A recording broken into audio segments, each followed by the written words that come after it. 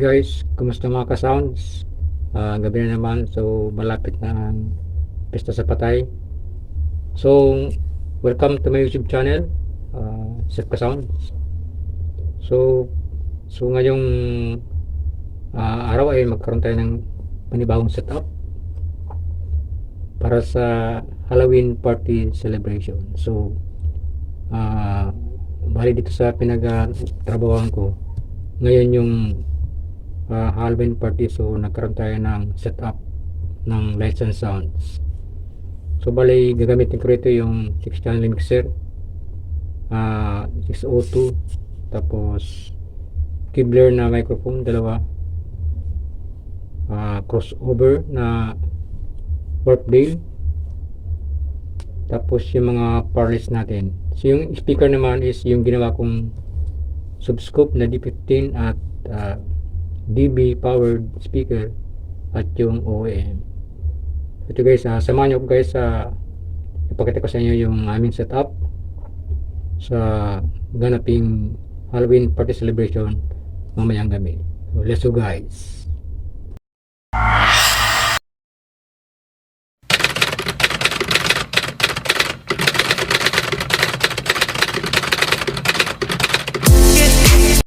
Welcome back again sa aking channel, Sir Ka-sounds. Good morning po. So, magkaroon tayo ng wiring connection ng ating setup. So, unahin natin yung output ng mixer connected to crossover input. Ito guys yung yung Warpdale na crossover. So, unahin natin yung channel A input. Bali guys, sunod naman natin yan yung channel B input. So, bali dalawang power speaker na yung gamitin natin dito sa setup nito, at dalawang wireless microphone na Kibler. Okay guys, so yun ang input ng crossover. So bali nakabit na yung yung kanina yung high para sa high out na dalawa. So sunod naman natin yung cord ng microphone receiver para sa mixer input. At yung D15 na subscope ay katulad ng dati. So in-splice natin yung speaker wire dun sa speaker out ng 602. Yun guys, kung makita nyo guys, yan, pinagsama ko lang yung dalawang negative ng 602, tapos i-splice ko lang dun sa negative ng speaker wire. At saka lagyan lang natin tape para sure tayong hindi mag-short yung output. Kasi nga pala guys, kung bago ka lang sa aking channel, huwag kalimutan mag-subscribe sa Sir Ka-sounds. Hit na rin ang notification bell para like kayong updated sa aking mga video na i-upload. At don't forget to like. Pag nagustuhan po, press the like button and share din para makita ng iba yung ating mga ginagawa. Okay guys.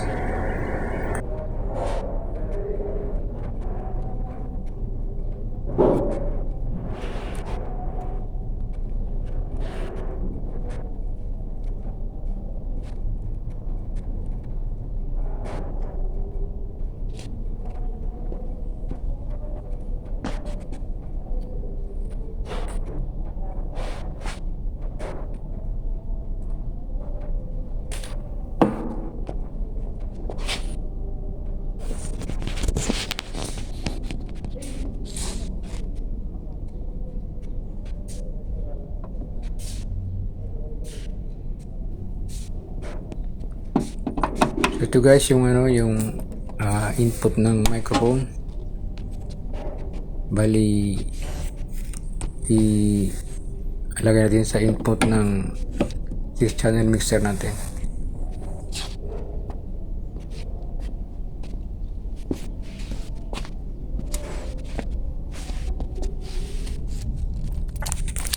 At maya maya mag sound check tayo gamit yung pang Halloween na music pagkatapos ng wiring connection.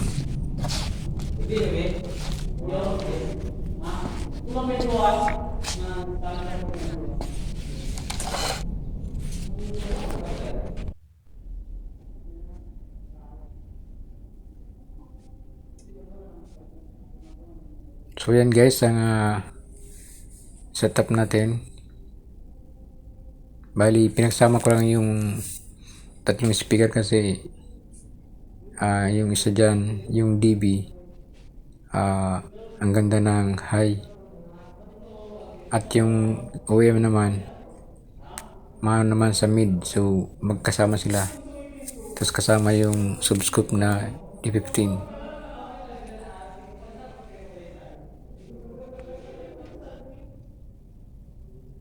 Okay, so makita nyo guys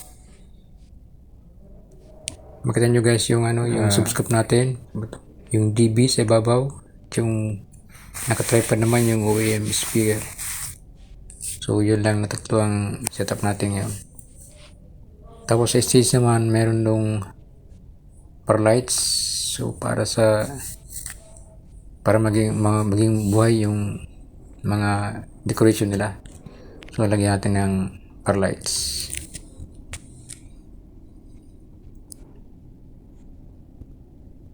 Okay, ito guys yung input.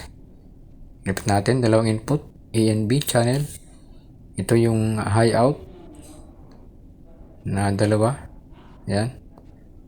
Tapos yung violet naman ay yung low out. So papunta yan sa 602. Okay, tingnan natin sa harap. Yan guys, 602 sa baba. Tapos key-blur na dalawa. Tapos crossover. So ito na guys yung kabuuang setup ng lights sa stage. Ayan guys, makita nyo. So bali ang FNB ang setup niya na mga decoration, at kami naman yung sa lights. Yan. Bali sa unahan yung mga upuan ng bata. Dahil meron daw mamayang show yung meron daw magician.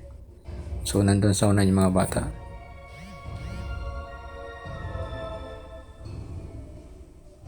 Okay.